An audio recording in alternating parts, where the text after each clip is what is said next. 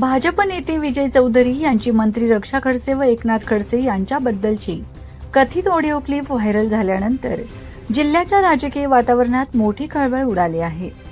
या पार्श्वभूमीवर आज गुजर पटेल समाजाने नंदुरबारात मूक मोर्चा काढून निषेध नोंदवला। नवापूर चौफुली ते जिल्हाधिकारी कार्यालयापर्यंत मोर्चा काढण्यात आला होता। केंद्रीय मंत्री रक्षा खडसे आणि आमदार एकनाथ खडसे यांच्याबाबत कथित ऑडिओ क्लिपमध्ये आक्षेपार्ह वक्तव्य केल्याचा आरोप करत गुजर पटेल समाज मोठ्या संख्येने रस्त्यावर उतरला। हातात काळ्या फिती आणि फलक घेऊन समाज बांधवांनी शांततेत आपला निषेध व्यक्त केला।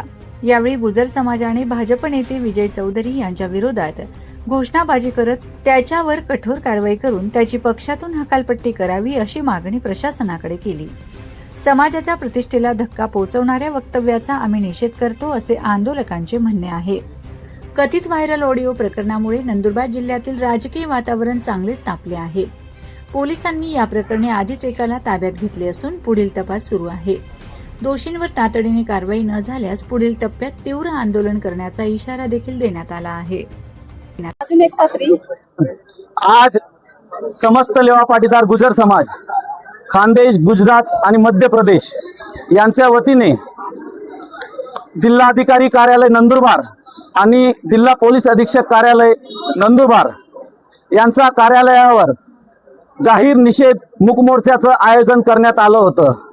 यात प्रामुख्याने समाजातील सर्वच माता भगिनी, युवक युवती आणि ज्येष्ठ लोक समाजाचे सर्वच उपस्थित होते।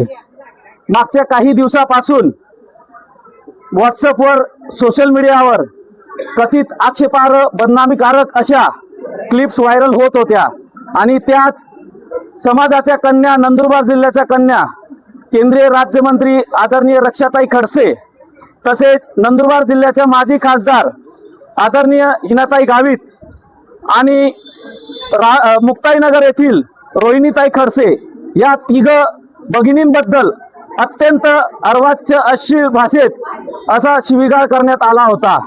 याचा जाहीर निषेध करण्यासाठी आज समस्त लेवा पाटीदार समाज इथं उपस्थित होता।